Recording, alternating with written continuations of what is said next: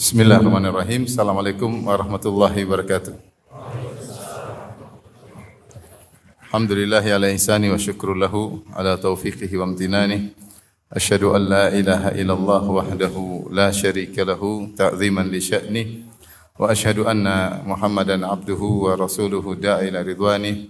Allahumma salli alaihi wa ala alihi wa ashabihi wa ikhwani. Hadirin dan hadirat yang dirahmati oleh Allah Subhanahu wa taala. Sungguhnya pernikahan berumah tangga adalah ibadah yang agung yang dijalani dalam waktu yang sangat panjang. Kita tahu kita banyak kegiatan duniawi, tapi di antara kegiatan duniawi yang merupakan ladang pahala adalah pernikahan. Karenanya ketika seorang menjalani kehidupan rumah tangga, dia berusaha menjadikan setiap waktu yang dia lewati sebagai sumber pahala. Dia berusaha menjalani kehidupan rumah tangga sebagai seorang mukmin dan wanita sebagai seorang wanita mukminah, sehingga Allah berkahi kehidupan rumah tangganya. Maka hendaknya dia belajar dan berilmu agar bisa menjalani rumah tangga dengan baik. Kalau kita ingin umrah yang hanya sebentar, kita butuh belajar. Kalau kita haji yang mungkin cuma puluhan hari, ya kita butuh belajar manasik dan yang lainnya. Apatah lagi untuk menjalani kehidupan rumah tangga yang mungkin memerlukan waktu bertahun-tahun, mungkin puluhan tahun, mungkin sampai meninggal dunia. Oleh karenanya jadikanlah ibadah atau kehidupan rumah tangga menjadi ibadah yang mulia. Karenanya di antara akad yang Allah agungkan adalah akad berumah tangga. Allah Subhanahu wa taala berfirman, "Wa kaifa ta'khudunahu wa qad afdha ba'dukum ila ba'din wa akhadna minkum mitsaqan ghalidha." Itu bagaimana kalian mengambil kembali harta yang telah kalian berikan kepada istri sementara kalian telah bercampur satu dengan yang lainnya. Dan para istri telah mengambil dari kalian mitsaqan ghalidha wa akhadna minkum mitsaqan ghalidha. Dalam ayat ini Allah Subhanahu wa taala menamakan akad nikah dengan mitsaqan ghalidha, yaitu janji yang kuat atau janji yang berat, janji yang berat. Akad yang sakral di sisi Allah Subhanahu wa taala. Oleh karenanya Rasulullah SAW pernah bersabda, "Inna ahaqqasy syurut an tufu bihi mastahlaltum bihil furuj." Sungguhnya hak yang paling berhak untuk atau syarat yang paling berhak kalian tunaikan adalah syarat yang diajukan dalam pernikahan. Misalnya ada menikah seorang laki dengan wanita, kemudian wanita mempersyaratkan agar sang suami tinggal di kota tertentu misalnya, atau syarat yang dibolehkan, maka Nabi mengingatkan bahwa ini adalah syarat yang paling utama untuk ditunaikan. Kenapa? Karena mastahlaltum bihil furuj. Karena dengan syarat ini kalian menghalalkan untuk menggauli seorang wanita. Maka di sini Rasulullah SAW mengagungkan akad pernikahan. Bahkan syarat yang terkait dengan pernikahan adalah paling utama untuk ditunaikan. Hadirin hadirat yang dirahmati Allah Subhanahu wa taala. Oleh karenanya Rasulullah SAW mengatakan bahwasanya pernikahan adalah min sunnati, adalah sunnahku. Ya, faman raghiba an sunnati falaysa minni. Siapa yang benci sunnahku maka bukan bagian dariku. Kapan Rasulullah ucapkan hal ini? Rasulullah ucapkan ketika ada seorang sahabat yang punya ide untuk tidak menikah supaya bisa konsentrasi ibadah. Karena kita tahu pernikahan menyibukkan seorang sehingga kurang ibadahnya. Benar atau tidak? Istri bikin sibuk enggak? Bikin sibuk. Satu aja bikin sibuk. Belum lagi anak-anaknya bikin sibuk. Pernikahan bikin sibuk. Maka ada seorang sahabat yang punya ide. Dia mengatakan, "Sa'atazilun nisa," saya akan meninggalkan para wanita. Menurut dia, pernikahan hanyalah menyibukkan dirinya sehingga dia tidak sempat beribadah kepada Allah Subhanahu wa taala. Sampai sebagian sahabat minta izin kepada Nabi untuk dikebiri supaya tidak sibuk dengan apa? Wanita. Tapi Rasulullah tegur. Rasulullah bilang, kita agama bukan rahbaniyah, bukan seperti orang-orang Nasara yang kemudian mendekatkan diri mereka kepada Allah dengan melakukan bid'ah rahbaniyah, tidak mau menikah, tidak mau punya anak. Justru Rasulullah SAW menjelaskan bahwasanya menikah adalah penyempurna agama. Menikah adalah penyempurna agama. Dan itu sunnah Nabi SAW, bahkan sunnah para Rasul. Laqad arsalna rusulan min qablika wa ja'alna lahum azwajan wa dzurriyyah. Sungguh kami telah utus para rasul sebelum engkau dan kami jadikan bagi mereka istri-istri dan anak-anak. Dan Allah tidak pilihkan kepada para rasul kecuali yang terbaik. Kecuali yang terbaik.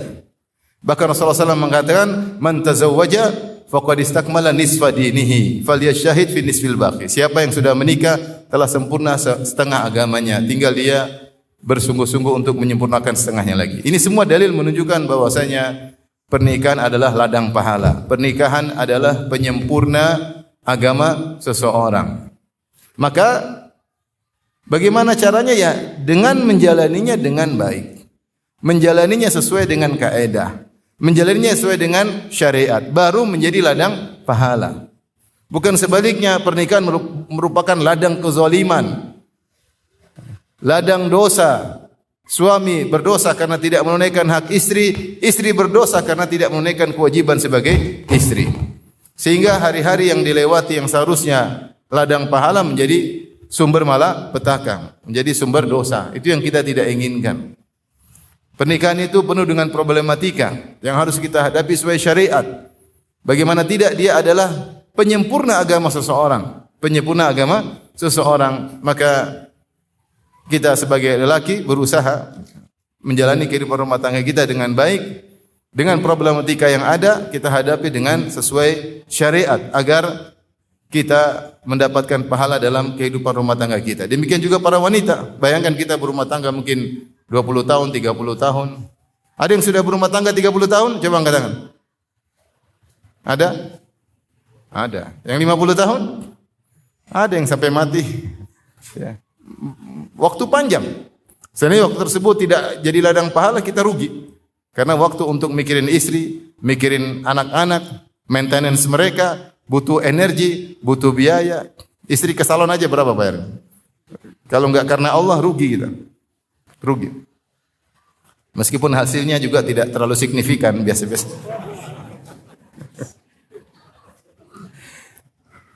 Baik. Oleh karenanya, pada kesempatan kali ini saya ingin mengambil sisi yang lain, sisi bagaimana kita bisa lebih saling mencintai, lebih saling menyayangi, lebih saling memaafkan, lebih memahami kekurangan. Sisi ini yang ingin saya sampaikan, maka saya akan menyebutkan ayat-ayat dalam Al-Quran yang merefresh kita kembali untuk bisa lebih mencintai pasangan kita. Ketahuilah di antara perkara yang paling dicintai oleh syaitan, oleh iblis adalah hancurnya rumah tangga seseorang.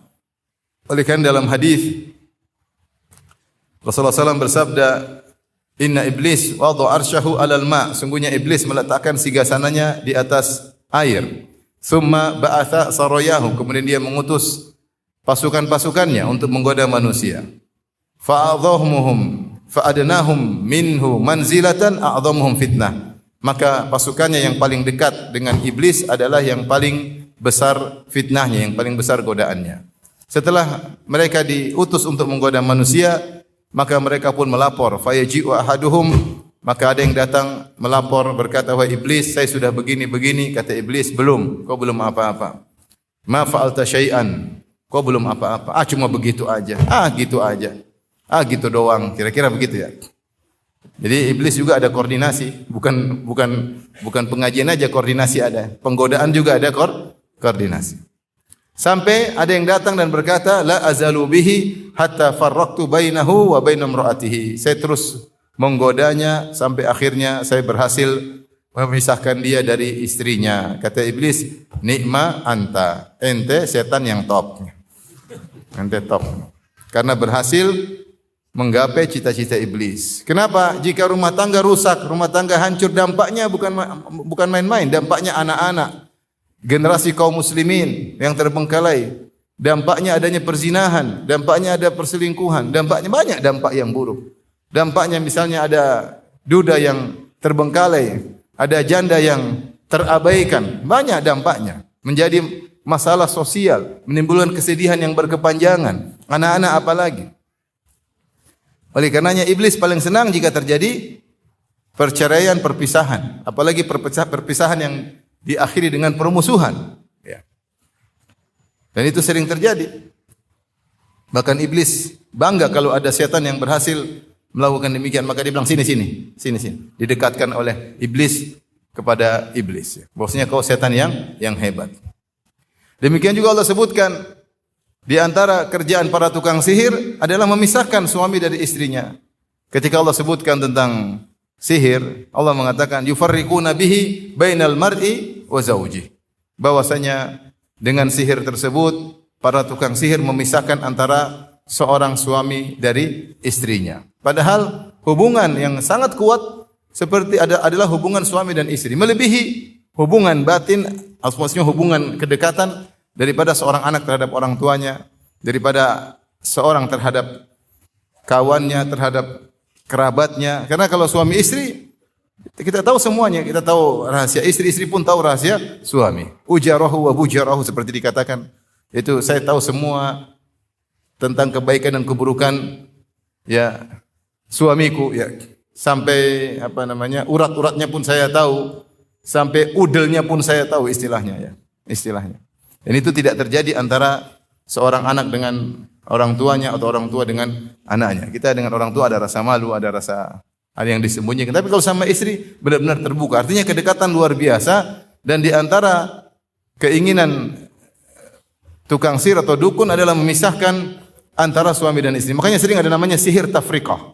Sihir yang memisahkan suami dan istri. Tiba-tiba suami benci lihat istrinya, tiba-tiba tidak berhasrat lagi, tiba-tiba tidak cantik lagi. Istri pun lihat suami tiba-tiba kok enggak menarik. Suami lihat istri kok lama-lama mirip monyet katanya. Karena disihir. Karena apa? Disihir. Dan itu terjadi. Ada sihir sat sehingga dia mau gauli istrinya enggak bisa. Subhanallah. Kerjaan para tukang sihir. Kenapa? Karena mereka suka jika terjadi kerusakan dalam kehidupan rumah tangga. Bayangkan jika suami istri tidak menjalani syariat, kemudian hidup dengan saling benci, saling bermusuhan, mereka tersiksa selama puluhan tahun. Bertahun-tahun mereka tersiksa. Tiap hari kehidupan dipenuhi dengan tangis. Rumah tangga begitu yang kita harapkan? Tentunya tidak.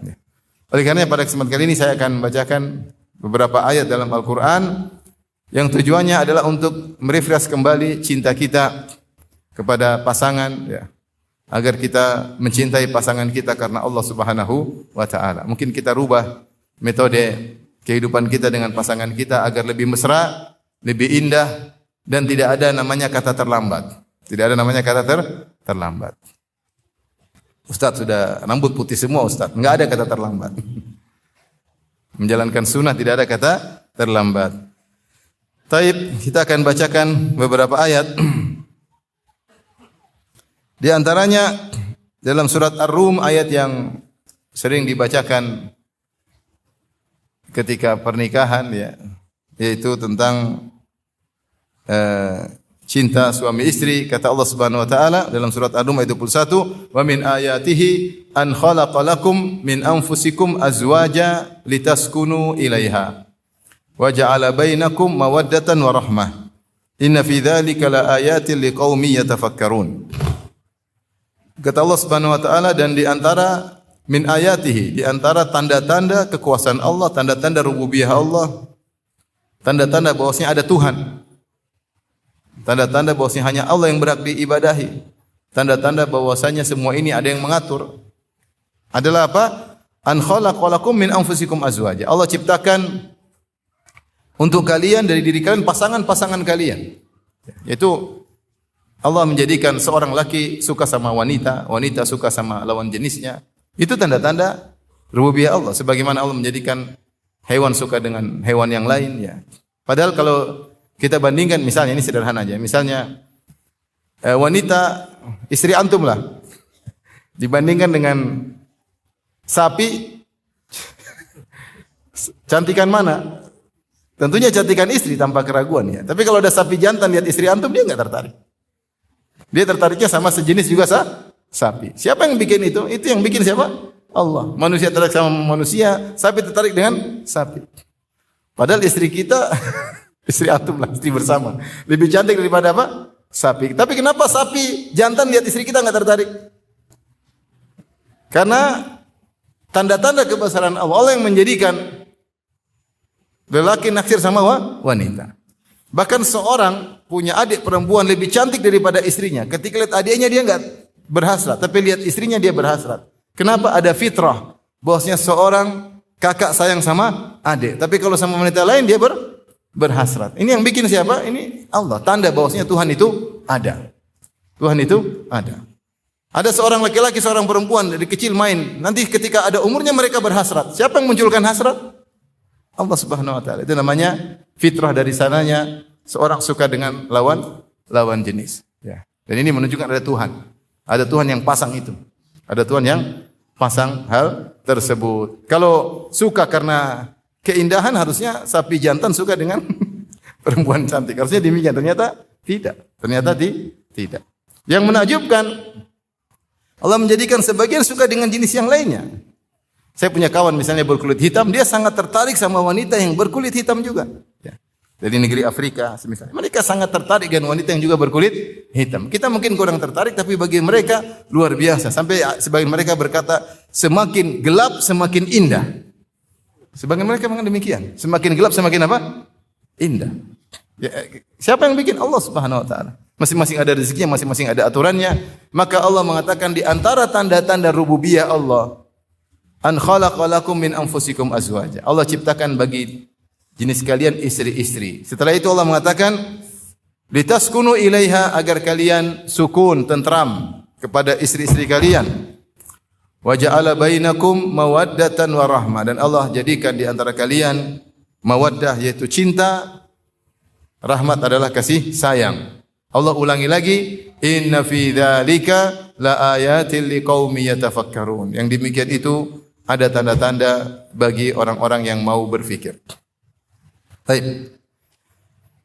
Di sini Allah isyaratkan di antara fungsi istri adalah litaskunu ilaiha, agar kalian tentram, sakinah, agar kalian tentram kepada istri. Condong kepada istri. Dan ini Allah juga sebutkan dalam surat Al-A'raf 189. Al-A'raf 189 Allah berfirman, "Huwallazi khalaqakum min nafsi wahidatin wa ja'ala minha zawjaha liyaskuna ilaiha." Dialah Allah yang telah menciptakan kalian dari satu jiwa, yaitu Adam alaihissalam. Wa ja'ala minha zawjaha. Kemudian Allah ciptakan dari Adam istrinya, yaitu Hawa, liyaskuna ilaiha, agar Adam tentram kepada Hawa. Sebagian ulama mengatakan ini isyarat bahwasanya lelaki hanya bisa mendapatkan ketentraman sejati yang sesungguhnya jika dia bisa tentram sama istrinya. Maka isyarat bahwasanya seorang lelaki menciptakan suasana, nuansa agar dia bisa nyaman sama istrinya. Kalau saya boleh katakan, lelaki paling bahagia adalah lelaki yang selalu rindu kepada istrinya. Dan saya bilang lelaki paling sengsara, lelaki yang tidak betah di rumah. Tidak ingin pulang ke rumah. Dia tidak mendapatkan sakinah bersama istrinya. Meskipun duitnya banyak, meskipun jabatannya tinggi, tapi kalau dia tidak nyaman di rumah, tidak nyaman ketemu istrinya, ini laki paling sengsara. Meskipun dia touring melulu. Itu hanya apa? Hanya apa istilahnya, Pak? Pelampiasan. Pelampiasan. Kerjanya keluar melulu. Kapan pulang ke rumah? Baru pulang ke rumah, baru 1 jam udah kepanasan, pingin keluar lagi, main golf. Main golf pulang ke rumah 1 jam kepanasan lagi, main padel. Habis waktu di luar terus karena tidak menemukan kebahagiaan bersama istrinya. Ini lelaki sengsara meskipun duitnya sangat banyak. Tapi kalau seorang pulang ke rumah, rindu pulang ke rumah, dia tentram sama istrinya, itulah lelaki yang bahagia. Benar, ada kebahagiaan yang kita dapatkan dengan berbagai cara. Ketemu teman kita bahagia, touring bareng kita bahagia, olahraga bareng kita bahagia. Tapi itu bukan kebahagiaan sejati seorang lelaki. Kebahagiaan sejati seorang lelaki adalah dia tentram bersama istrinya. Ketika istrinya dia jadikan teman ngobrolnya. Ketika dia bisa bercanda dengan istrinya. Ketika dia bermesraan dengan istrinya. Rasulullah SAW berkata kepada Jabir bin Abdullah, "Hal tazawwajta bikran?" Kenapa kau tidak menikahi seorang gadis? Tudaibuha wa tudaibuka. Kau bisa mencandainya, dia bisa mencandaimu. Wa tudahikuka wa tudahikuka. Tudahikuka wa tudahikuka. Tudahikuha wa tudahikuka. Kau bisa membuat dia tertawa, dan dia bisa buat engkau tertawa. Dalam sebagian riwayat, ta'udduha wa ta'udduka. Kau bisa gigit dia, dia juga bisa gigit kamu, gigit-gigitan. Allahu Akbar. Maksud saya, itulah kebahagiaan sesungguhnya. Maka saya katakan, ini perlu kerjasama suami istri untuk menimbulkan kenyamanan. Dan suami punya peran besar dalam hal ini. Antum kalau pulang ke rumah, kemudian tidak ciptakan suasana tersebut, antum tidak akan dapatkan. Antum tidak merasa nyaman sama istri. Ngobrol sama istri malas. Antum merasa iblis, istri nggak nyambung ngobrol sama saya. Sehingga istri bukan jadi teman ngobrol. Sehingga kalau diajak ngobrol serasa beban. Antum tidak menciptakan suasana tersebut. Tapi kalau antum menciptakan suasana tersebut, bisa kita ngobrol sama istri, banyak hal yang bisa kita obrolkan. Banyak hal tentang anak-anak, tentang kerjaan rumah, tentang rencana jalan-jalan kemana, banyak hal kita bisa ngobrolkan. Ya, tentang agama, ya. Tidak harus kita obrolkan dengan apa yang sedang kita sibukkan, tidak harus ya. Misalnya saya belajar agama tinggi, ya. Alhamdulillah Allah kasih kesempatan sampai S3 ya. Bukan berarti saya pulang ke rumah kemudian saya bicara istriku, ada firqah namanya Murji'ah istriku. Firqah ini punya pemikiran, ngapain saya ngobrol? Ngapain saya ngobrol begini? Saya ngobrol yang anak-anak gimana, hari ini ada masak apa. Yang penting ketawa ke TV, pasti nyetrom. Namanya laki-laki perempuan pasti apa? Nyetrom, karena sudah dari sananya Allah kasih fitrah. Yang penting kita ada niat untuk menjadikan istri kita teman ngobrol yang nyaman. Makanya Nabi SAW sebelum tidur ngobrol. Apa kata Ibnu Abbas? Bitu inda khalati Maimunata fatahadatha Nabi SAW sa'atan thumma raqada. Aku menginap di rumah istriku, bibiku Maimunah, itu istri Nabi SAW. Dan aku mendengar Rasulullah SAW ngobrol sama istrinya beberapa saat kemudian tidur. Kita ngobrol. Jadikan istri teman ngobrol. Topiknya tidak usah topik berat-berat. Ngapain? Gak usah topik-topik yang bisa membuat keributan. Ya. Istri, gimana? Ini ada pilkada ini. Kamu pilih satu, dapat nomor 2. Ribut. Gak ribut situ, ribut. Kamu cebong apa-apa satunya apa? Kampret. Ngapain? Ribut suami istri, ngapain? Bicara yang menyenangkan. Yang tidak ada khilaf di antara kita. Banyak hal bahan pembicaraan banyak. Diulang-ulang juga gak ada masalah. Diulang juga ada masalah. Namanya suami istri ada strom, senang, ketawa ke TV, gigit-gigitan juga boleh, aman. Tapi kalau kita tidak niat, nggak bakalan bisa. Datang ke rumah masing-masing pegang HP, ketawa ke TV dengan temannya di WhatsApp, istrinya pun demikian, ketawa ke TV dengan temannya di WhatsApp, padahal satu tempat tidur, anaknya nangis-nangis dicuekin, subhanallah.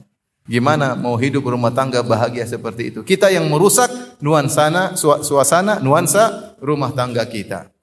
Oleh karenanya, kita punya kendali lelaki terutama para suami. Antum punya qawamah, punya kendali untuk bisa menciptakan suasana tersebut, nuansa bahagia antara suami dan istri. Kalau bisa istri tidak bermedsos, tidak terlalu banyak urusan dengan online, lebih baik. Sehingga dia menanti kehadiran antum ketika pulang. Dia nunggu. Tapi kalau dia terlalu banyak nonton film Korea, antum hanyalah ya pengganggu kehidupannya. Lagi nonton Korea, antum datang ganggu. Hanya merusak pemandangannya. Biasanya lihat pemandangan laki-laki putih. Cantik-cantik, ini lihat donat gosong hitam masuk rumah. Kalau istri kurang medsos, antum lebih bahagia. Saya ulangi, kalau istri kurang medsos, antum lebih bahagia. Kenapa? Dia fokus cuma mikirin antum. Dia tidak Facebookan, dia tidak YouTubean, dia tidak Instagraman, dia tidak TikTokan, dia tidak apa lagi satunya? Twitteran, WhatsApp pun, grup WhatsApp juga sedikit tidak banyak, sehingga dia pikir suami, anak.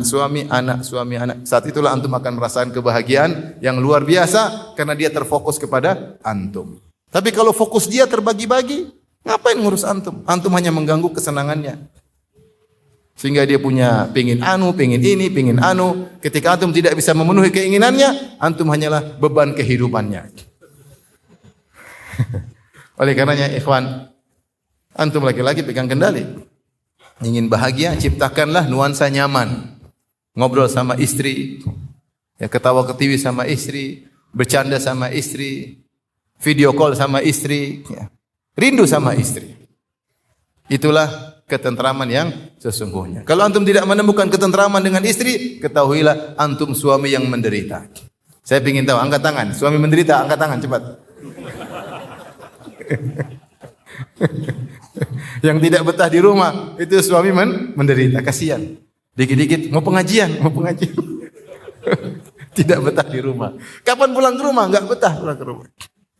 Saya ketemu ada ikhwan sama akhwat, mereka ngaji. Terus istrinya datang, Ustaz, tolong nasihati suami saya. Suaminya di situ ada. Kenapa Bu? Ini suami saya Ustaz, kalau habis sholat subuh, zikir pagi petang, sampai jam 9 baru pulang Ustaz. Kan ibadah lupa sama istri. Suaminya diam aja. Setelah istrinya pergi, saya bilang, antum kenapa begitu? Daripada pulang diomelin katanya. Mending zikir pagi petang. Muraja Al-Quran. Masih mending pelariannya di masjid, alhamdulillah. Ada yang pelariannya ke motor, ke mobil, ke diskotik, waliyadzubillah, yang haram-haram. Yang oleh karenanya, kalau antum ingin bahagia di dunia, di akhirat, di dunia sebelum akhirat, jadikan istri antum adalah tempat kenyamanan antum. Dan ini perlu kerjasama suami istri. Pulang ke rumah HP taruh HP, ngobrol. HP taruh, matikan HP. Saya ulangi lagi ikhwan, semakin istri kita jauh dari medsos, antum semakin bahagia. Benar atau tidak? Siapa istrinya terlalu banyak medsos, terlalu bersosialita, terlalu banyak kenalan, terlalu banyak hahaha sama orang luar, antum semakin menderita. Karena antum tidak diperhatikan. Antum tidak diperhatikan. Oleh karenanya, ciptakan nuansa nyaman, dan itu yang pegang kendali adalah antum, para lelaki. Baik. Di antara ayat yang juga menimbulkan atau merefresh kita untuk lebih sayang kepada pasangan kita, Allah berfirman dalam surat Al-Baqarah ayat 35. Allah berfirman, "Wa qulna ya Adamu uskun anta wa zawjukal jannata wa kula minha ragadan haitsu syi'tuma wa la taqrabu hadhihi syajarata fatakuna minadh dhalimin." Kata Allah, "Wa qulna ya Adam," kami berkata, wahai Adam, "Uskun anta wa zawjukal jannah," tinggallah engkau dan istrimu di surga. Jadi Adam alaihissalam ketika diciptakan, ditaruh di surga, tentu banyak kenikmatan yang dia lihat di surga. Pemandangan indah, pohon-pohon indah, sungai yang indah, semua pingin makan apa saja ada. Tapi kalau enggak ada istri, apa faedahnya? Apa faedahnya? Maka Allah ciptakan yang lebih penting daripada itu semua, yaitu istri. Al-Qurtubi rahimahullah ketika menafsirkan ini, beliau berkata, "Ar-rafiq qabla at-tariq." Bahwasanya butuh teman sebelum menempuh perjalanan. Butuh teman sebelum menempuh perjalanan. Dalam menikmati kenikmatan kalau tidak ada pasangan juga tidak enak. Adam apalah kekurangannya? Semuanya penuh dengan pohon, dengan pemandangan, dengan buah-buahan, dengan hewan-hewan, makan apa saja ada. Tapi kalau tanpa istri tidak lengkap. Karena memang kebahagiaan lelaki adalah dengan ada pasangan hidupnya. Artinya percuma seorang punya properti sebanyak-banyak tapi istri enggak punya. Kasihan. Tapi kalau orang mungkin hidup biasa, tidak punya properti, tidak punya emas perak, tapi punya istri, luar biasa. Dia ada merasakan kebahagiaan. Karena fitrah manusia seperti itu. Dia butuh dengan pasangan hidup. Teman ngobrolnya, dan teman perjalanannya. Teman perjalanannya.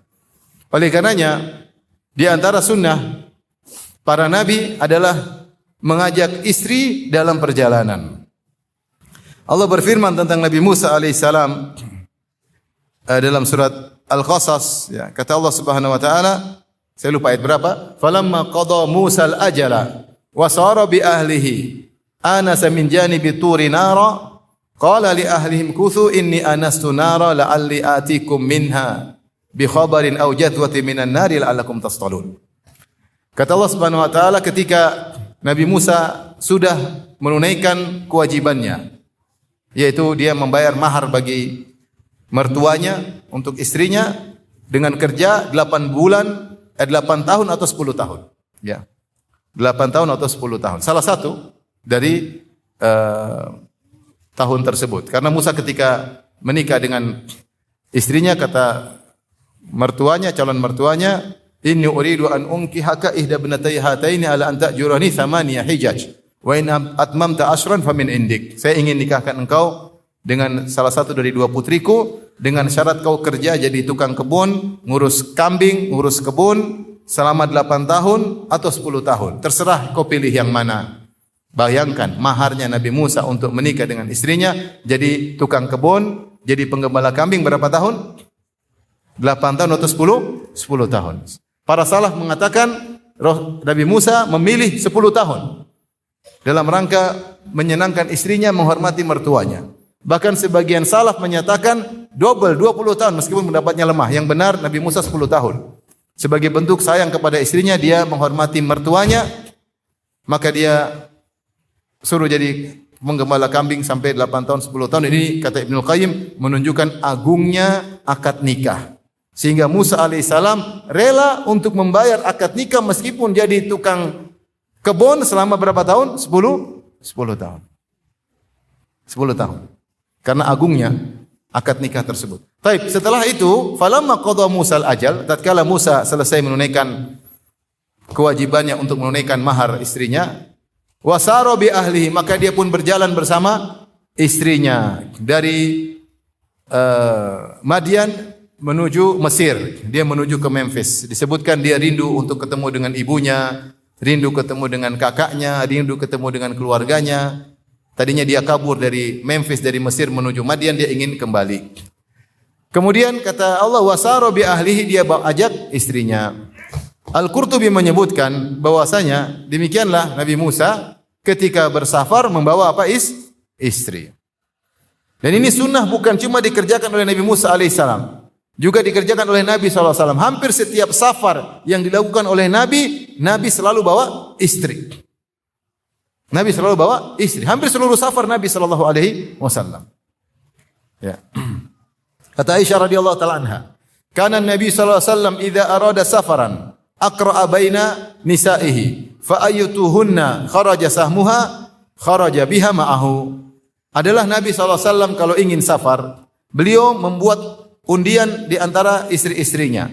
Siapa yang keluar undiannya, maka diajak oleh Nabi untuk bersafar. Ya, jadi istri Nabi ada berapa? 9. Keluar kasih undian. Kalau keluar diajak. Kadang-kadang Rasulullah undi keluar 2 nama, dua-duanya diajak. Terkadang 1 orang. Dan ini dalil bahwasanya Rasulullah SAW selalu bawa istri. Bahkan perjalanan Nabi, perjalanan terkadang ada bahaya seperti perang. Rasulullah bawa istrinya. Dan kebanyakan perjalanan Nabi bukan perjalanan jalan-jalan. Perjalanannya semua perjalanan tugas, entah perang, entah dakwah, entah apa. Tapi selalu bawa istri. Maka kalau kita bisa seperti itu, kalau antum punya istri banyak, antum kasih undian. Kalau cuma 1, percuma undian. Dia lagi yang keluar. Bawa. Maksud saya, Rasulullah SAW bawa. Kenapa? Istri teman perjalanan, ngobrol, membantu kita. Fungsinya banyak, menundukkan pandangan kita. Kalau kita lihat macam-macam, dicubit sama istri. Ya. Kalau kita lagi duduk di bisnis kelas, mungkin nggak ada yang berani ganggu karena apa? Ada istri. Dan macam-macam. Banyak manfaatnya. Kalau kita lagi berhasrat ada istri. Ya. Lalu perjalanan kita melihat macam-macam. Ya. Selama kita mungkin bawa istri. Kalau nggak mungkin ya lain cerita. Duit nggak ada. Ya. Tiket pesawat nggak bisa beli. Atau perjalanan karena kita jalan bareng-bareng sama teman laki-laki. Tapi kalau sebisa mungkin kita bawa istri tanpa ada halangan, bawa istri. Itu sunnah Nabi. Dan uang yang kita keluarkan pada tempatnya. Dan kita dapat pahala, kita niatkan bawa istri. Karena ini sunnah Rasulullah SAW. Kalau istri banyak, undi. Ustaz, kalau undian, keluar istri kedua. Baik. Terus keluar lagi, undian lagi, keluar lagi istri kedua lagi. Gimana Ustaz? Itu pembahasannya tingkatan tinggi. Antum enggak usah dengar. Maksud saya, ini semua untuk menciptakan nuansa istri adalah teman perjalanan, teman ngobrol, tempat bertukar pikiran, Jadikan istri. Jangan kita meremehkan istri kita, jangan kita merendahkan dia. Terkadang istri punya pandangan-pandangan yang tidak bisa kita tahu. Dia punya pandangan-pandangan, punya ide-ide. Makanya Rasulullah SAW ketika menyuruh para sahabat untuk bercukur dan menyembelih hewan mereka tatkala gagal untuk umrah di Hudaybiyah, para sahabat tidak mau. Para sahabat inginnya jihad, enggak usah gagalin umrah, jihad. Mereka ingin Rasulullah tetap jihad, enggak usah gagalin umrah. Maka Rasulullah agak sedih, Rasulullah masuk ke kemah, ternyata ketemu Ummu Salamah tanya, "Ada apa wahai Rasulullah?" Rasulullah cerita. Kata Ummu Salamah, "Sudah, kau enggak usah keluar, ketika keluar enggak usah ngomong sama siapapun, panggil tukang cukurmu, cukur rambutmu dan sembelihlah sembelihanmu." Ini idenya Ummu Salamah radhiyallahu taala anha, istri Nabi. Maka Nabi dengar, Nabi kerjain.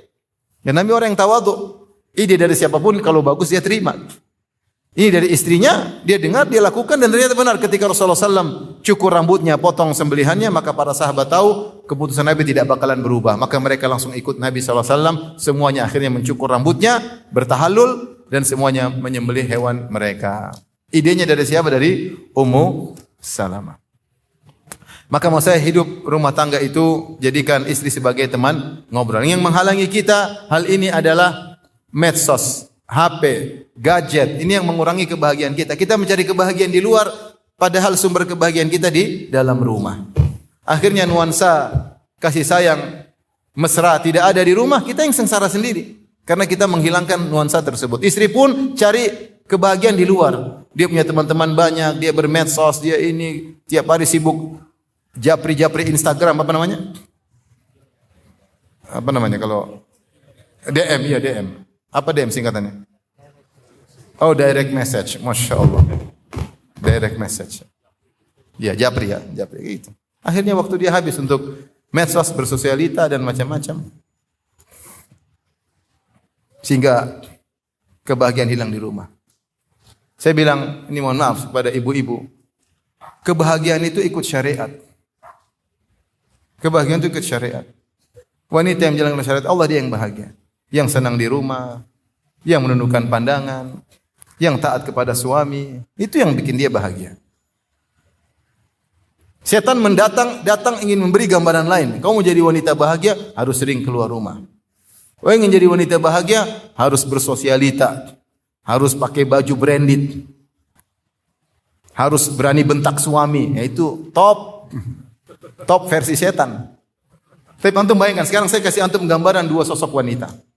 Yang satu hobinya keluar rumah, yang satu hobinya keluar rumah, beli barang-barang branded, jalan-jalan ke sana, maunya kalau jalan-jalan ke luar negeri, maunya.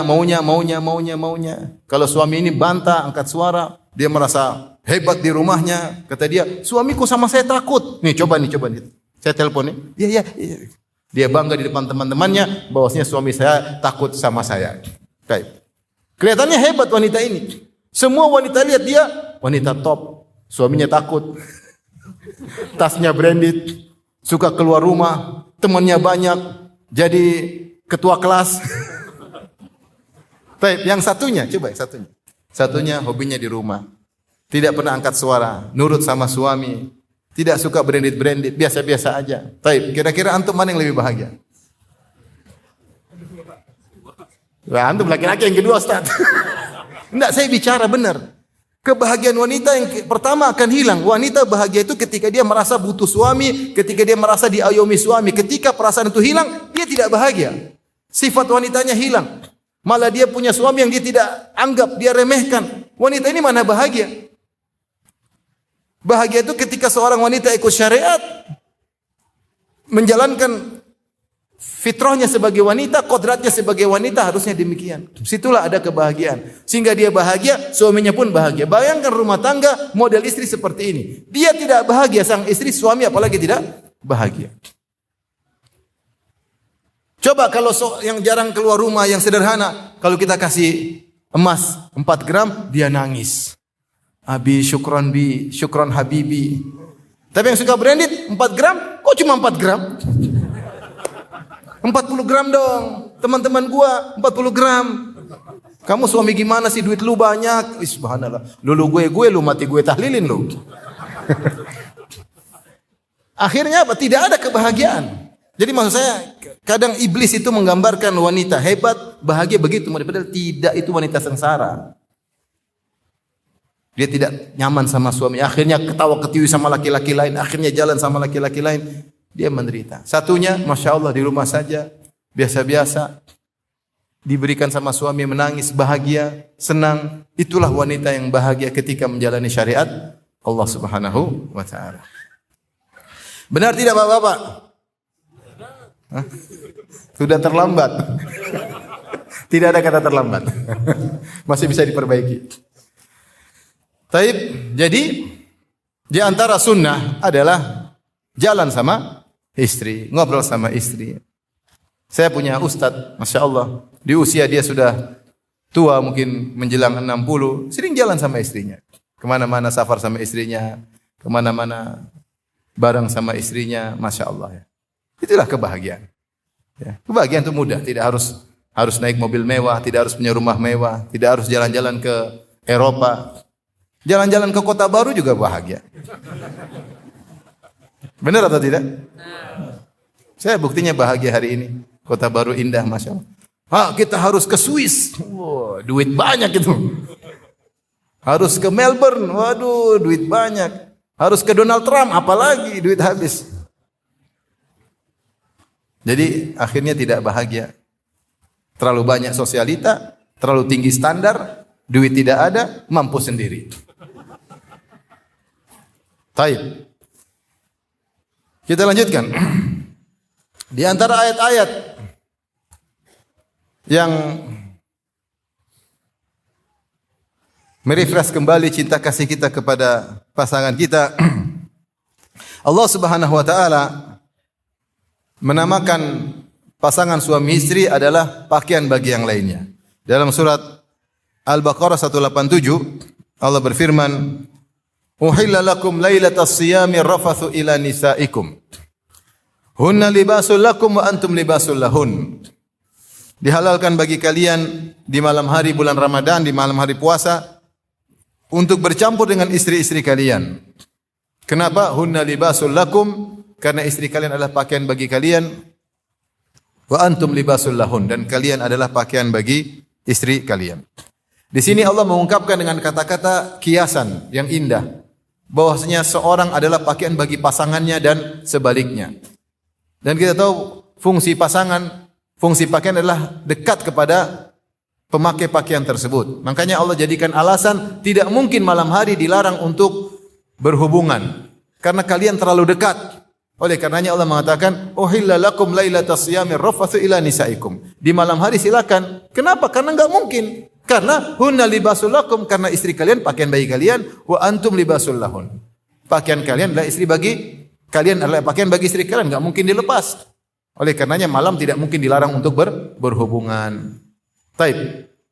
Kita tahu fungsi pakaian, ja'alal laila libasa, ya, seperti Allah katakan malam jadi pakaian, gelap menutupi aurat seseorang. Ketika seorang di malam hari dia buka pakaian enggak ada masalah karena kegelapan malam menutup auratnya. Sehingga Allah menamakan malam dengan apa?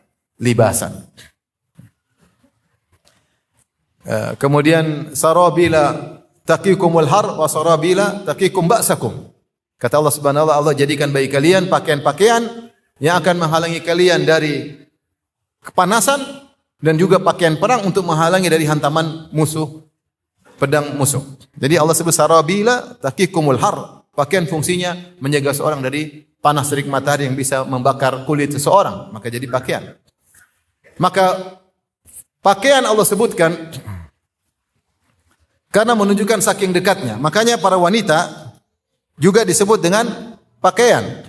Disebut dengan izar atau uzur. Seperti dalam satu hadis ketika Rasulullah sallallahu alaihi wasallam mengambil baiat kepada kaum Ansar yang ingin mengajak Nabi untuk hijrah, kata Nabi sallallahu alaihi wasallam, "Ubayyukum ala an tamna'uni mimma tamna'una minhu nisa'akum." Aku membaiat kalian agar kalian membela aku sebagaimana kalian membela istri-istri kalian, karena orang Arab dikenal sangat pencemburu. Istrinya tidak boleh diganggu sedikit pun. Mereka rela mati untuk membela apa? Istri mereka. Maka Nabi bilang, kalian bela saya, menjaga saya nanti di Madinah seperti kalian menjaga istri-istri kalian, wa abna'akum, dan anak-anak kalian.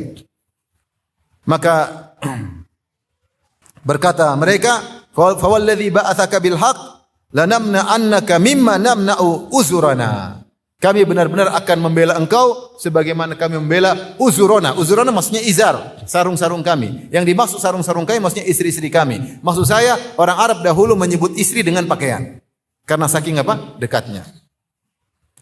Tapi maksud saya orang Arab menamakan istri mereka dengan sarung-sarung karena saking dekatnya. Sarung-sarung menutupi langsung aurat seseorang. Ya. Oleh karena Rasulullah SAW juga berkata, Al-Ansaru syiar, wan nasu dithar. Kaum Ansar adalah syiar. Karena Rasulullah menggambarkan kedekatan kaum Ansar sampai Rasulullah menamakan Ansar syiar. Syiar itu pakaian pertama kali yang langsung menempel pada kulit. Wan nasu dithar. Adapun orang-orang lain selain Ansar adalah dithar itu pakaian lapis dua.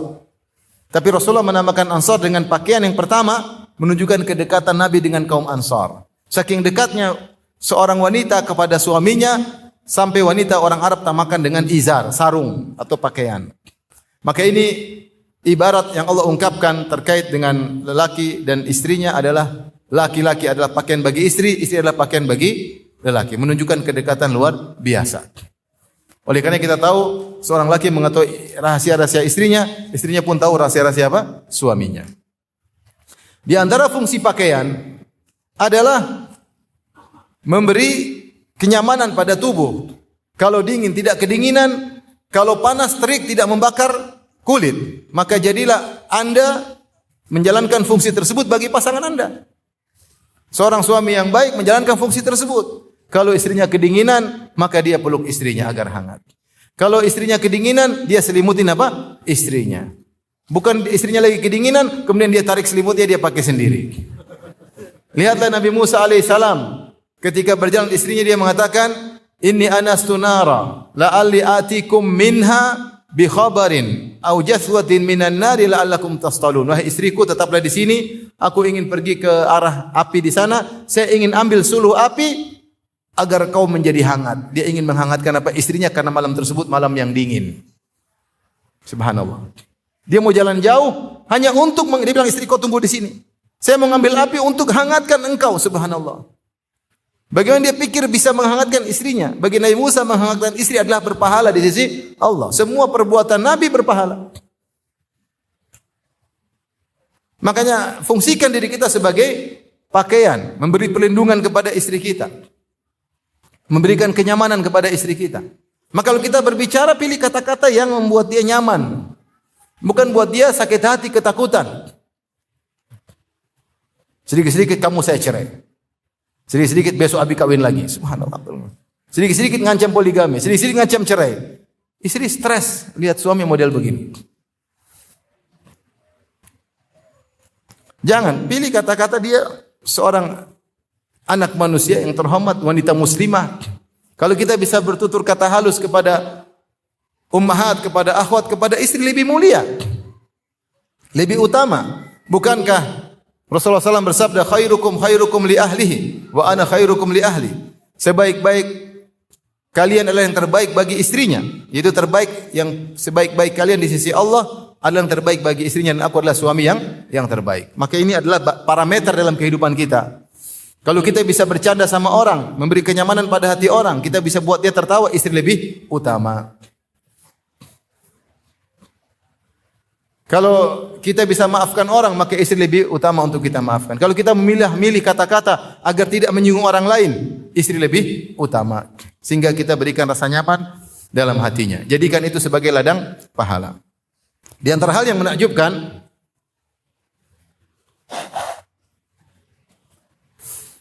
bagaimana Nabi SAW ketika berbicara dengan istrinya dengan penuh penghormatan. Makanya Nabi SAW kalau memanggil istrinya, di antara Rasulullah memanggil ya Aisyu, wahai Aisyu. Itu metode orang Arab untuk memanggil dengan penuh kasih sayang, nama diringkas. Ya. Seperti Abdullah jadi Dul kalau kita. Itu tanda sayang. Dul sini, sayang. Orang Arab juga demikian. Ya. Kalau Abdullah mereka bilang Abudi, kalau Abdurrahman mereka Duhman. Nama kadang dipotong, Aisyah itu jadi Aisyu. Kadang Nabi SAW panggil ya Humaira, yaitu wanita yang sangat cantik sampai terlihat rona merah di pipinya, begitu saking putihnya. Jadi Rasulullah memilih suatu keindahan pada diri Aisyah dijadikan bahan panggilan. Subhanallah. Pernahkah kita melakukannya? Pernahkah kita manggil, wahai yang mancung hidungnya? Wahai yang pirang rambutnya? Kalau rambutnya pirang. Wahai yang biru matanya? Kalau matanya biru. Wahai yang hijau matanya? Kalau mata duitan. Maksudnya Rasulullah SAW ketika berbicara dia milih kata-kata, dia tidak sembarang berbicara. Ya.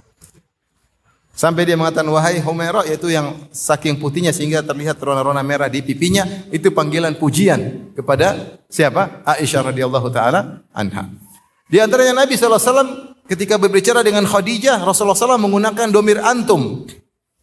Domir antum itu kata ganti orang kedua jamak. Kalau kita dalam bahasa Indonesia juga demikian, kita harusnya singular, satu orang kita menggunakan kata ganti yang jamak. Seperti kita mengatakan bukan saya, kita bilang kami. Kami. Ya. Dalam bahasa Arab juga demikian. Ana jadi nahnu, anta jadi antum. Itu salah satu metode untuk menunjukkan penghormatan. Nah kalau wanita, anti, bukan jadi antuna, tetap jadi antum juga. Anti jadi antum juga. Makanya seperti kata Rasulullah SAW ketika dia baru turun dari Gua Hira dengan penuh ketakutan, beliau berkata, Zammiluni, zammiluni. Dia bilang sama Khadijah, padahal Khadijah sendirian. Kalian selimuti aku, kalian selimuti aku, kalian antum. Bukan zamilnani, zamilnani. Zammiluni, zammiluni. Kemudian Rasulullah berkata, wasubbu alayya bima'in barid. Wasubbu, itu juga maknanya antum. Tuangkanlah air dingin kepadaku. Sehingga dia ketika berbicara dengan istrinya dengan domir antum, itu menunjukkan penghormatan. Bukan ente, sini, ente, enggak. Antum. Dan itu juga yang dilakukan oleh Nabi Musa alaihissalam. Allah sebutkan dalam surat Al-Qasas, "Falamma qada Musa al-ajala wa sara bi ahli anasa min janibi turi nara, qala li ahlihim kuthu." Maka Musa berkata kepada istrinya kuthu. Kuthu, yaitu diamlah kau di sini. Padahal istrinya cuma satu. Tetapi Musa berkata kuthu dengan domir antum sebagai bentuk penghormatan kepada istrinya. Abang mau ke sana, ambil api untuk menghangatkan kalian. Padahal istrinya berapa? Satu. Maksudnya, sehingga ketika kita berbicara dengan ada penghormatan, istri merasa nyaman. Kita memfungsikan diri kita sebagai pakaian yang menyamankannya. Bukan buat istri ketakutan, khawatir, gelisah. Sampai kalau sudah kehidupan rumah tangga tidak nyaman, berusaha saling menyakiti. Istri pingin jengkelin suami, suami pingin jengkelin istri. Kalau istrinya nangis, dia bahagia. Itu rumah tangga kayak apa seperti itu? Bukan beri kenyamanan, malah memberi penderitaan. Apa susahnya kita pilih-pilih kata karena Allah Subhanahu wa Ta'ala? Pilih-pilih kata. Sebagaimana wanita juga demikian, sebaliknya kalau bicara dengan suami tentu dengan penghormatan. Lihatlah bagaimana Ummu Darda ketika dia meriwayatkan hadis dari suaminya Abu Darda, dia berkata, "Haddatsani sayyidi." Telah menyampaikan hadis kepadaku tuanku. Padahal maksudnya suaminya sendiri. Dia bilang suaminya dengan sayyidi, tuanku. Kenapa begitu hormat kepada suaminya? Maka ini terkadang yang kita hilang seni dalam berbicara dengan pasangan kita. Kita bicara seenaknya, tanpa mikir perasaannya, baik istri maupun suami. Apa susahnya kalau suami kasih sesuatu, istri bilang, syukran habibi. Ibu bisa bilang enggak ibu? Coba saya dengar, syukran habibi. Jarang ngomong. Makanya tidak fasih. Tidak fasih. Kalau fasih kan kelihatan syukran habibi karena sudah biasa.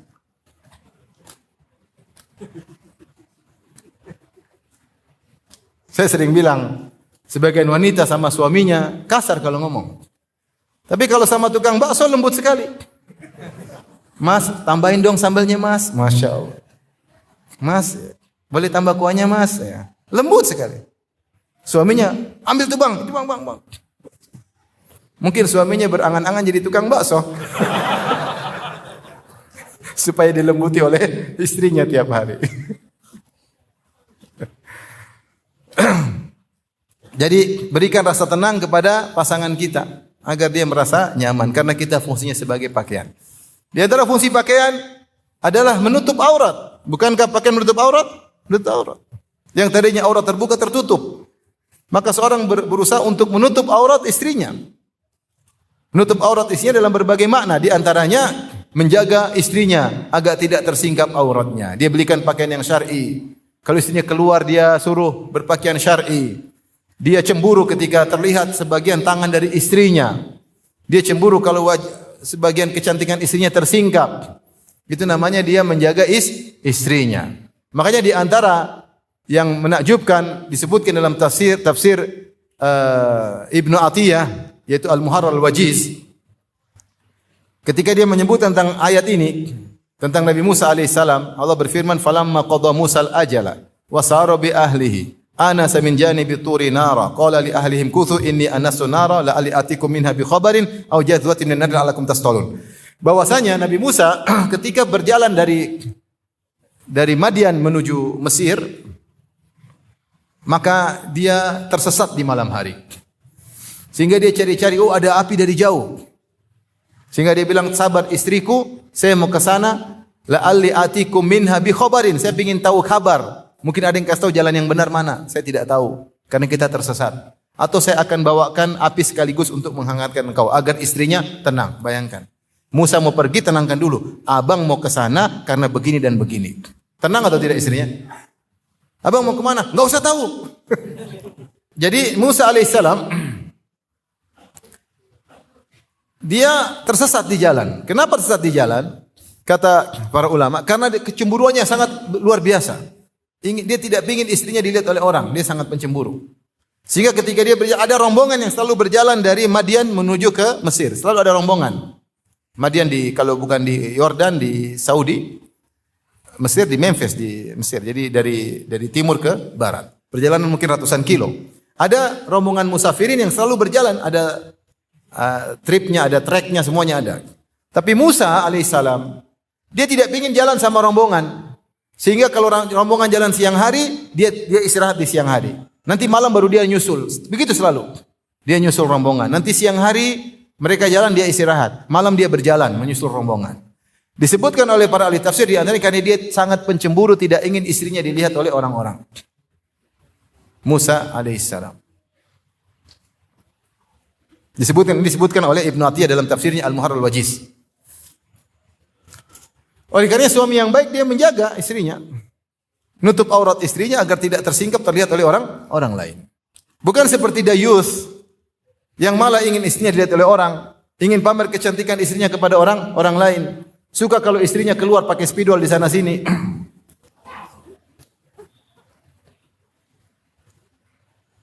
Ingin pamerkan kecantikan istrinya biar laki-laki berhasrat lihat istrinya. Ini dayuth namanya. Maka seorang yang libas dia menutup aurat istrinya. Ini salah satu maknanya. Pastikan istrinya keluar dengan pakaian yang syar'i sebisa mungkin. Yang kedua, di antara menutup auratnya yaitu dia menjaga istrinya agar istrinya tidak berbicara dengan laki-laki yang lain, tidak interaksi dengan sembarang laki-laki, ya. Yang akhirnya melunturkan cinta istrinya kepada dia dan melunturkan rasa cemburunya kepada istrinya, ya. Maka dia memenuhi kehasrat istrinya, dia memenuhi kebutuhan biologis istrinya. Karena semua bisa kena fitnah.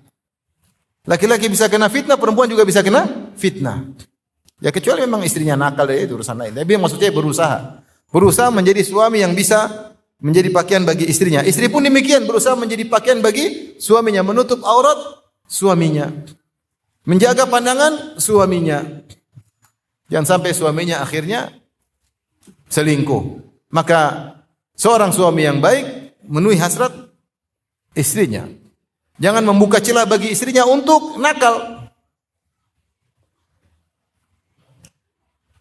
Karena fitnah bisa datang kapan saja. Betapa banyak wanita rusak gara-gara dia masuk dalam dunia maya kemudian ketemu dengan pacar lamanya. Akhirnya terjadi CLBK.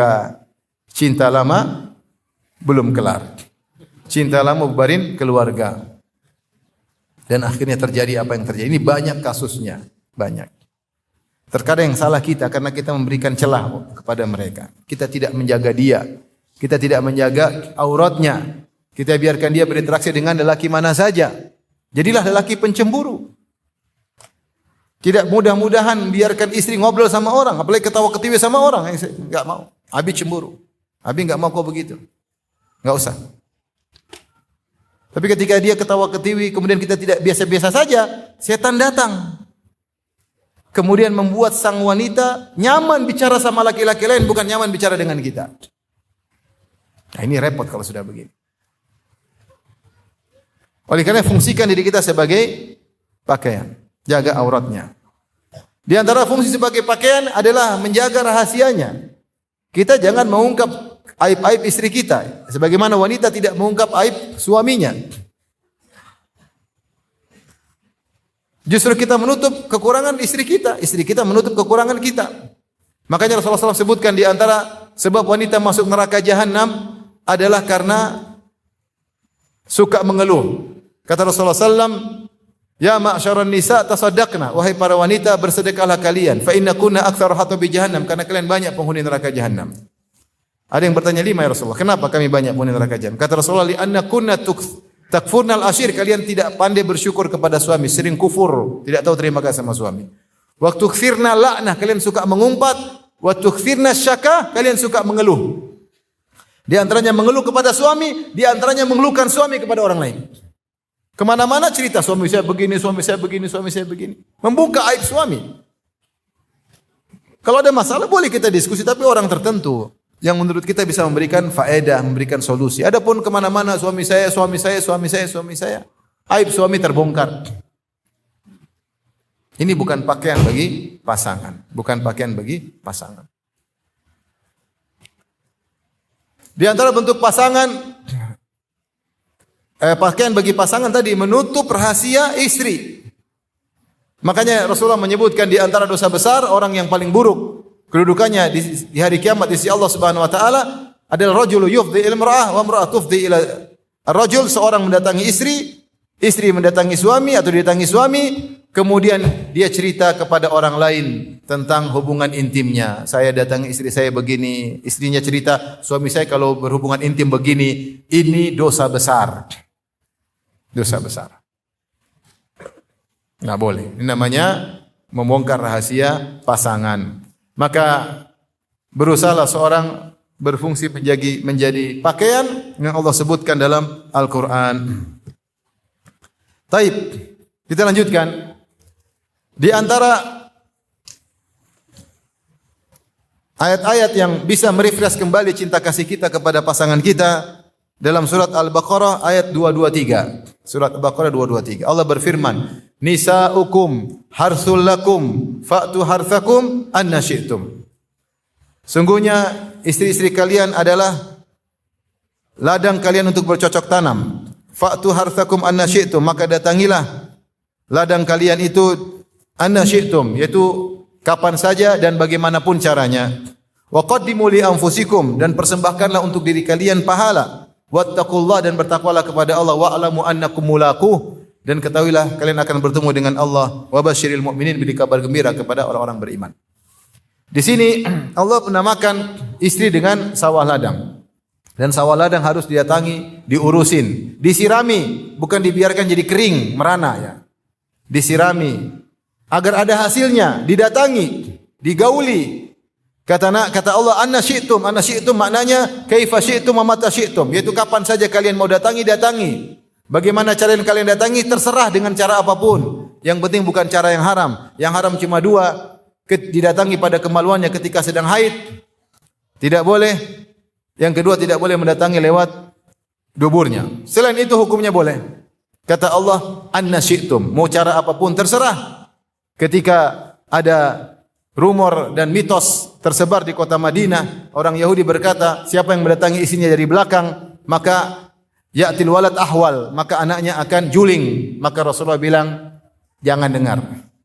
Kata Rasulullah SAW, isna'u kulla syai'in, lakukan semuanya, illa nikah. Kalau wanita sedang haid, jangan gauli kemaluannya. Adapun selain itu terserah, enggak ada masalah.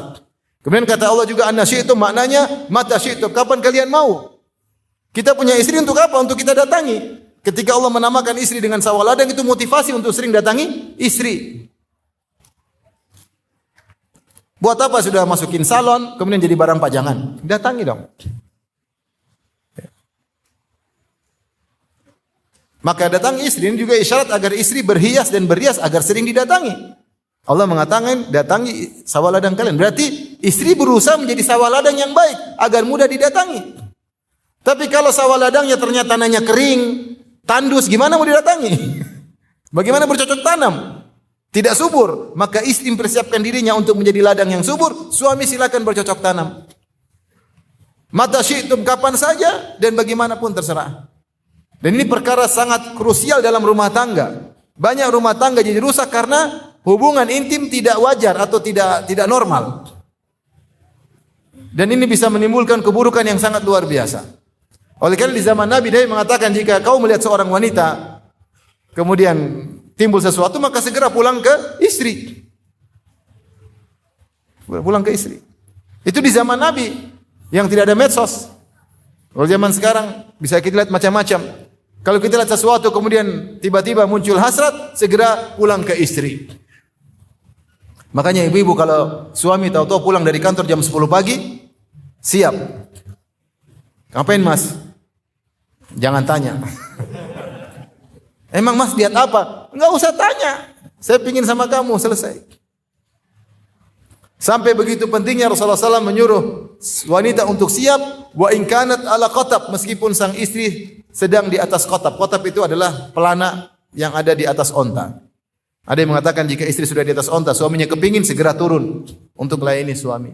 Ada yang mengatakan jika seandainya suaminya ingin menggaulinya di atas onta, dia harus siap. Ini menunjukkan bahwasanya hasrat suami tidak menerima penundaan. Kalau lapar bisa ditunda, haus bisa ditunda, bayar listrik bisa ditunda. Tapi kalau hasrat sama istri tidak menerima penundaan. Dalam riwayat yang lain kata Nabi SAW, wa in kanat ala tanur, meskipun sang istri sedang bakar roti, kalau suaminya panggil, maka dia harus tinggalkan rotinya meskipun hangus. Mubazir dia mubazir, tapi ada yang lebih berbahaya kalau dia tidak tinggalkan roti tersebut. Suaminya gelisah. Dan ini di antara sumber permasalahan rumah tangga ketika istri tidak mau melayani apa? Suami. Sekarang saling membantu. Istri berusaha menjadi sawah ladang yang subur, suami mendatangi sawah ladang tersebut. Dan di balik itu ada pahala. Makanya setelah Allah menyebutkan nisa'ukum harthul lakum fa'tu harthakum anna syi'tum, istri kalian sawah ladang, datangilah kapan saja kalian mau, bagaimanapun kalian mau. Kata Allah setelah itu, wa qaddimu li anfusikum, persembahkanlah pahala buat diri kalian. Berarti apa? Mendatangi istri berpahala. Sampai Rasulullah SAW berkata, wa fi buti ahadikum sadaqah, kalian mendatangi istri kalian sedekah. Tapi para ahli tafsir membahas bagaimana seorang suami dapat pahala dalam ketika menggauli istrinya. Banyak cara, innamal a'malu binniyat, tergantung niat. Di antaranya dia niatkan agar menyalurkan hasratnya pada yang halal, dia dapat pahala. Ketika Rasulullah mengatakan menggauli istri berpahala, sahabat bertanya, kok ada pahala ya Rasulullah? Kata Rasulullah, ara'aitum law wada'a fil harami akana alaihi wizran? Bagaimana menurut kalian kalau seorang meletakkan maninya di wanita yang haram, zina, dapat dosa enggak? Kata sahabat, tentu dapat dosa. Kata Rasulullah, demikian kalau dia letakkan di tempat yang halal, dia dapat pahala.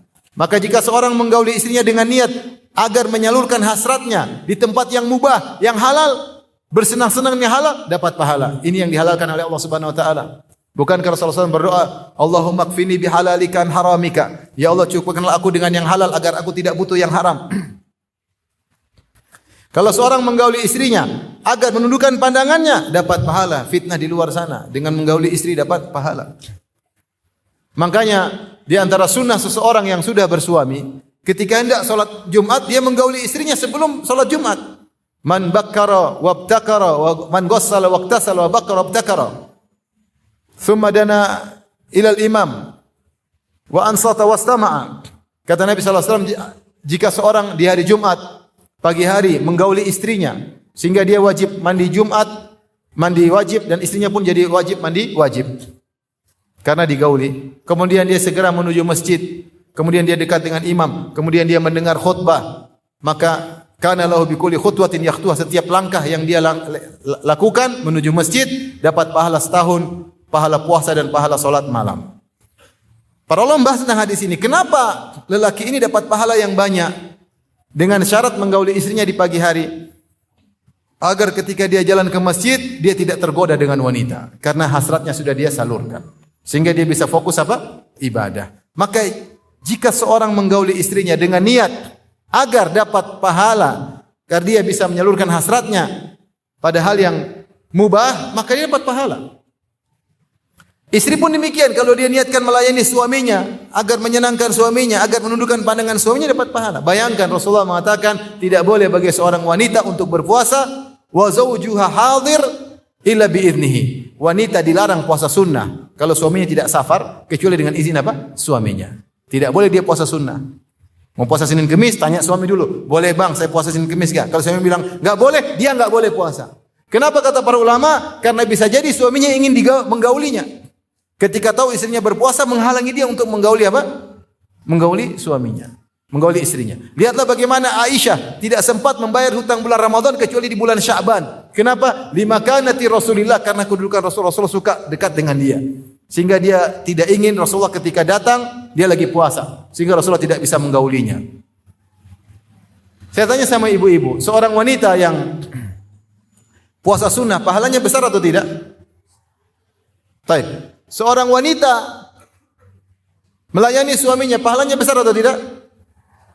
Sampai ketika digabungkan antara keduanya, puasa atau melayani suami, dimenangkan melayani suami daripada puasa sunnah. Maksudnya agar ada gambaran bagi ibu-ibu, melayani suami itu pahalanya besar. Sampai kalau pilih puasa melayani, harus melayani dahulukan daripada puasa. Jangan sampai seorang istri sibuk beribadah, lupa melayani suami. Pengajian melulu, pagi, siang, sore, pagi, siang, sore. Suaminya pulang sudah pasrah, sudah capek. Kebanyakan apa? Pengajian. Tidak boleh. Ada seorang suami mengeluh, kawan, Ustaz, gimana? Pagi-pagi saya lagi berhasrat, saya datang istri saya, kata istri saya, tunggu mas, lagi zikir pagi petang. Allahu Akbar. Itu zikir pagi petang sunnah, taruh aja nanti zikir pagi petang, nyusul, tidak apa-apa. Ini salah prioritas. Salah prioritas. Maka sering-sering mendatangi istri dan istri siap untuk didatangi. Ciptakan nuansa agar ada kehidupan yang sehat dalam hubungan intim antara suami dan istri. Adapun suami tidak mendatangi istri sampai berbulan-bulan, ini enggak wajar. Ini rumah tangga yang tidak wajar. Akan terjadi kerusakan, kekacauan. Baik suami ataupun istri. Kalau tidak kacau pun mereka dalam tersiksa. Ya, karena menyelisih fitrah. Seorang laki ada hasrat, seorang wanita juga ada hasrat. Baik.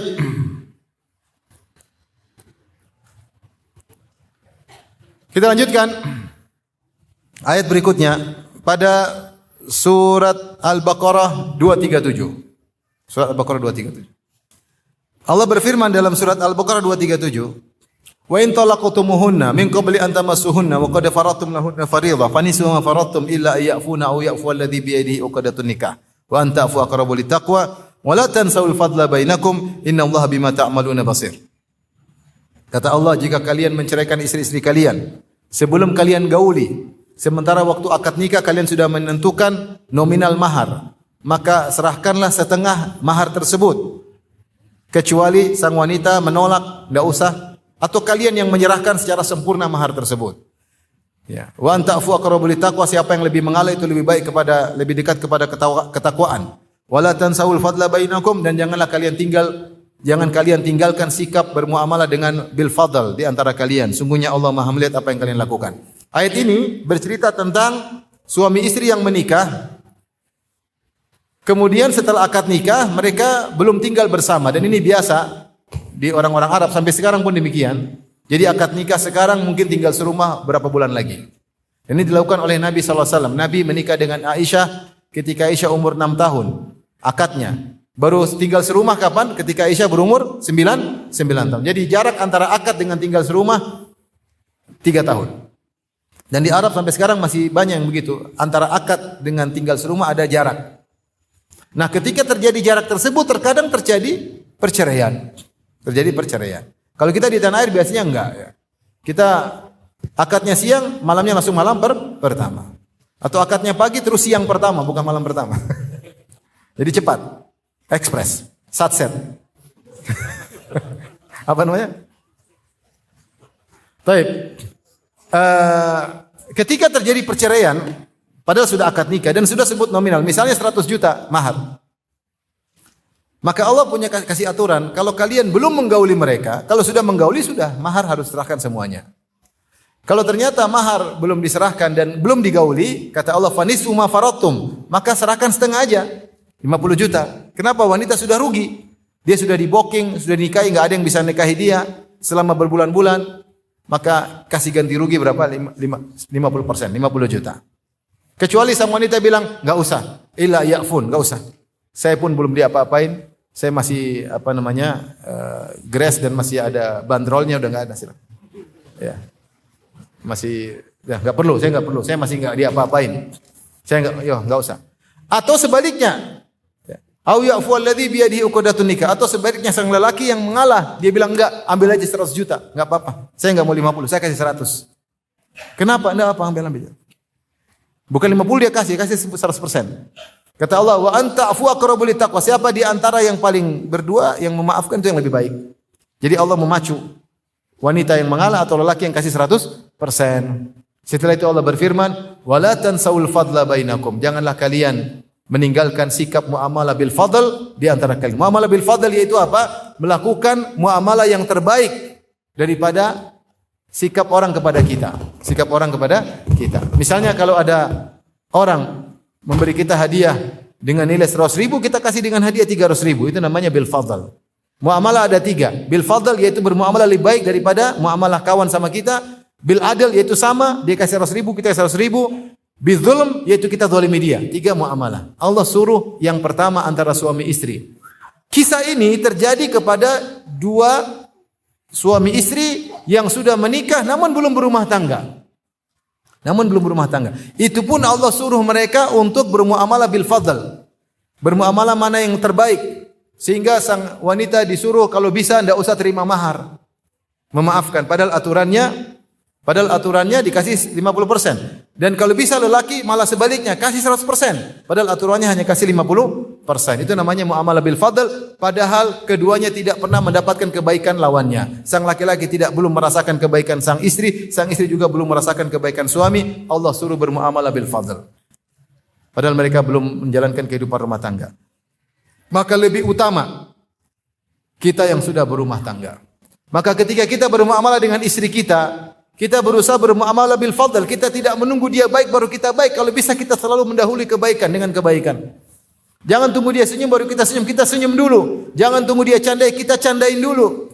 Jangan tunggu dia minta beli emas, kita belikan dulu. Kalau punya uang. Jangan tunggu dia nangis-nangis, abi jalan-jalan, kita jalan-jalan kemana nih? Kita berusaha mendahului dengan kebaikan. Karena Allah.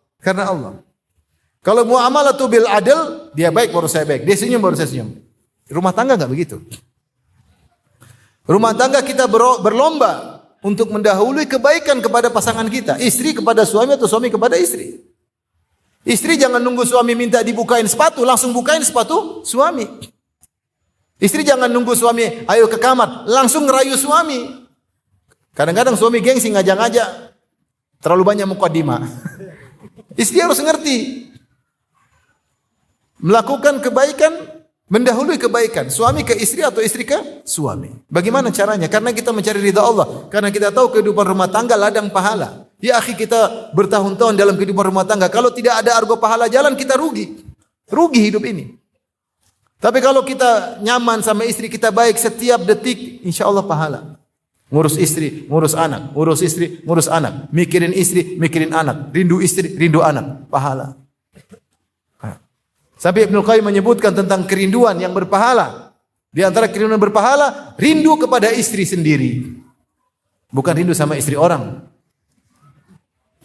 Di antara berpahala, istri rindu kepada suami sendiri, bukan rindu kepada suami orang. Rindu berpahala. Kita ingin hidup rumah tangga kita berpahala. Maka di antaranya adalah al-mu'amalatu bil fadl, berusaha mendahului kebaikan kepada pasangan kita. Ini jadikan ini sebagai landasan kehidupan berumah tangga. Istri mikir apa yang bisa suami senang. Kalau suami pulang saya mau ngapain? Dipikirin sejak sekarang. Telepon. punya inisiatif. Mas, mau makan apa mas? Apa aja deh yang ada. Yang ada di dapur apa? Cuma tempe sama ikan asin. Ya udah. Mas nggak mau daging? Mau sih, cuma duit nggak ada. Ya udah. Maksud saya inisiatif.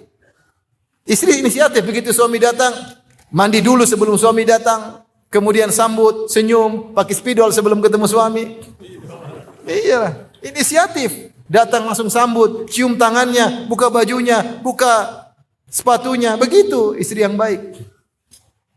Suaminya sudah datang capek-capek duduk, kakinya sudah goyang-goyang. Enggak dibukain juga sepatunya. Buka sendiri, kasihan. Kasihan.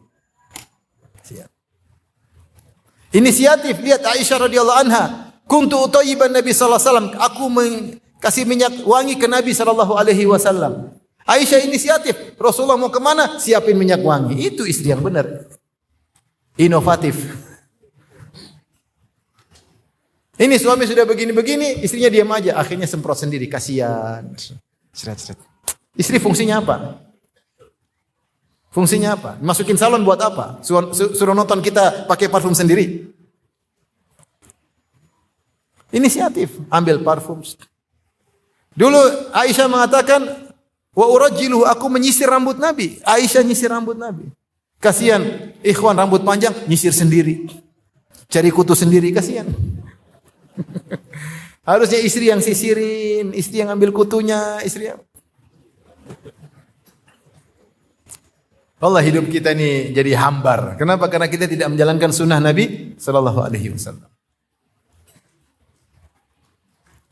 Ibu-ibu sedikit-sedikit, bibi siapkan makanan bapak, bibi siapkan baju bapak. Bibinya siap. Bibi soleha. Bukan istri soleha. Bibi apa? Soleha.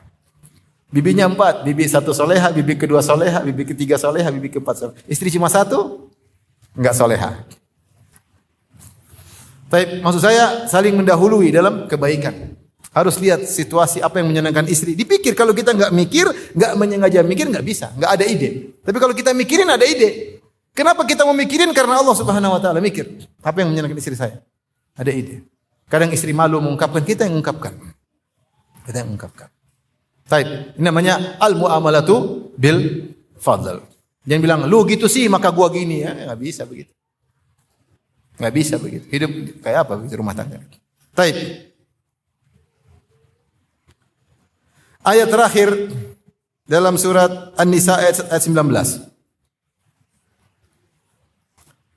Allah berfirman, ya ayyuhalladzina amanu la yahillakum an tarithun nisaa karha wa la ta'dhuluhunna litathawi ba'dhi ma ataitumuhunna illa an ya'tina fahishatin bayyinah. Kata Allah, wa ashiruhunna bil ma'ruf wa in karihtumuhunna fa asa an taqu syai'an wa yaj'allahu fi khairan katsira. Kata Allah, pergaulilah istri kalian dengan cara yang baik.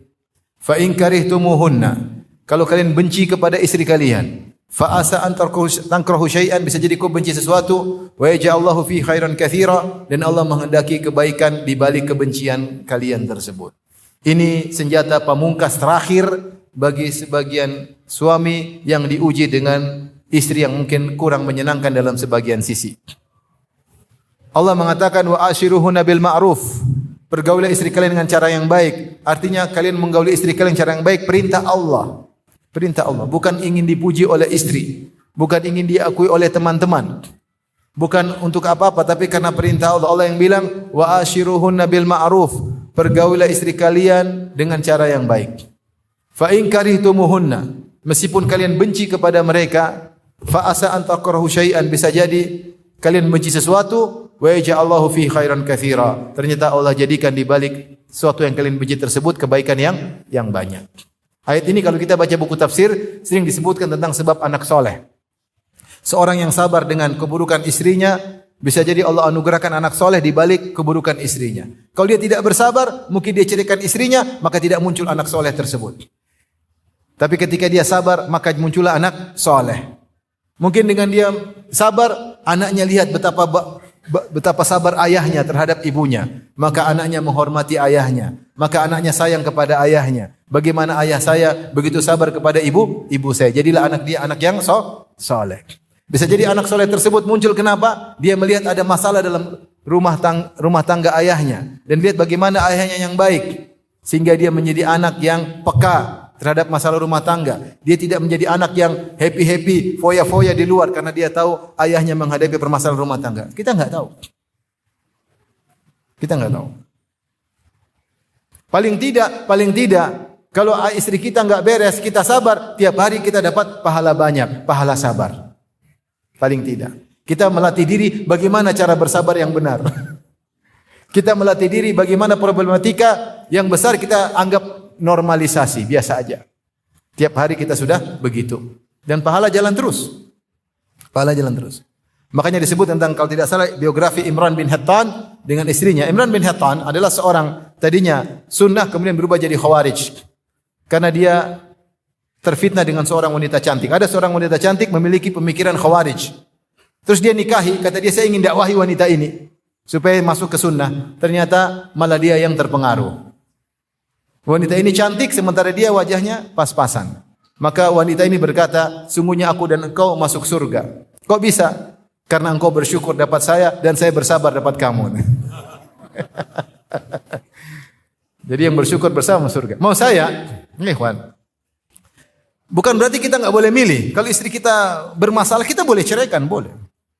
Makanya Allah mengatakan setelah itu wa in artu mustibdala makana zawji. Kalau kau ingin ganti, ingin cerai enggak ada masalah. Tapi ada Allah kasih pilihan. Pilihan yang paling utama bersabar.